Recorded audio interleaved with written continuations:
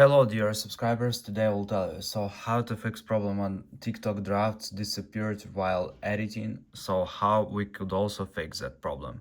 So here you could see in my example, here are two drafts actually, why you could have that problem and what you don't need to do. So actually first thing, it's very important, please don't just delete your application, because you know how the structure works. Actually TikTok saves this draft actually to your device memory. So if you will just delete your application, so it will be removed also with your drafts.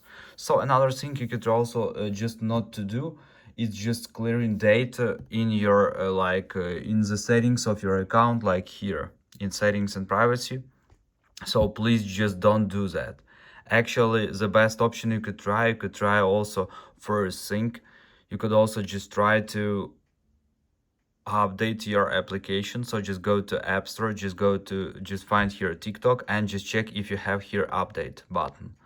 And another thing you could also try, you could also just restore your phone or iPad, so it doesn't matter. So just restore it and just check. Another thing you could also just try to check your storage. So maybe you don't have enough storage on your device, so please just go to